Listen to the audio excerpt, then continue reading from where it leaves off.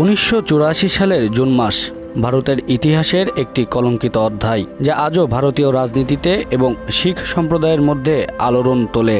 এটি operation blue star. এই সামরিক অভিযানের প্রধান লক্ষ্য ছিল পাঞ্জাবের অমৃতসরের স্বর্ণ মন্দির থেকে বিচ্ছিন্নতাবাদী নেতা জর্নেল সিং ভিন্দ্রানওয়ালে এবং তার অনুসারীদের নির্মূল করা। স্বর্ণমন্দির শিখ ধর্মাবলম্বীদের জন্য সবচেয়ে পবিত্র স্থান, কিন্তু 1980-এর দশকের শুরুর দিকে শিখ বিচ্ছিন্নতাবাদী আন্দোলনের কেন্দ্রবিন্দু হয়ে ওঠে এই মন্দির। ভিন্দ্রানওয়ালে এবং তার অনুসারীরা শিখদের জন্য পাঞ্জাব থেকে বিচ্ছিন্ন করে স্বাধীন খালিস্তান রাষ্ট্রের দাবিতে এই মন্দিরে আশ্রয় নিয়েছিল।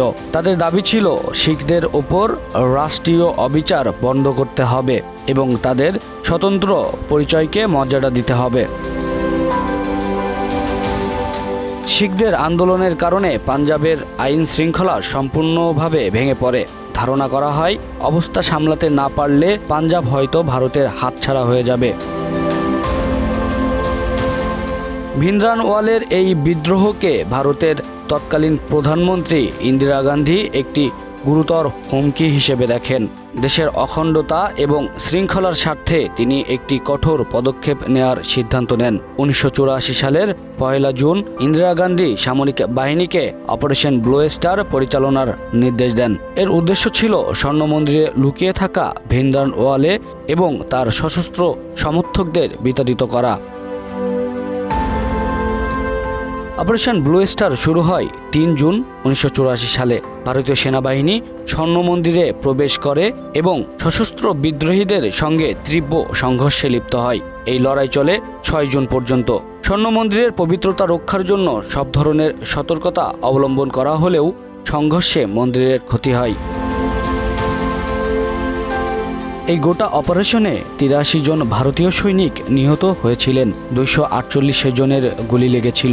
অন্যদিকে 492 জন বিদ্রোহী মারা গিয়েছিলেন আর 1500-এরও বেশি লোক গ্রেফতার হয়েছিলেন। নিহতদের তালিকায় জর্নেল সিং ভিন্দ্রানওয়ালেও ছিলেন। অপারেশন ব্লু স্টারের প্রভাব ছিল সুদূর প্রসারী। এই অপারেশনের ফলে শুধু ভারতেই নয়, সারা বিশ্বের শিখ সম্প্রদায়ের ধর্মীয় অনুভূতিতে আঘাত লেগেছিল, যা শিখ সম্প্রদায়ের মধ্যে অসন্তোষ এবং ক্রোধের সৃষ্টি করে। তারা অপারেশন ব্লু স্টারকে শিখ ধর্মের পবিত্রতা ও মর্যাদার উপর আঘাত হিসেবে দেখেছিল। এই অপমানের প্রতিক্রিয়া হিসেবে কয়েক মাস পর 31 অক্টোবর 1984 সালে ইন্দিরা গান্ধী তারই শিখ দেহরক্ষীদের দ্বারা হত্যাকাণ্ডের শিকার হন। ইন্দিরা গান্ধীর হত্যার পর দিল্লি সহ ভারতের বিভিন্ন স্থানে শিখ বিরোধী দাঙ্গা শুরু হয়, যেখানে হাজার হাজার শিখ হত্যা করা হয়। এই ঘটনা শিখদের মনে যে রক্তাক্ত স্মৃতি এবং ক্ষোভের সৃষ্টি করেছে তা আজও পুরোপুরি মুছে যায়নি। রবিউল ইসলাম শুভ, বাংলা অ্যাফেয়ার্স, নিউজ ডেস্ক।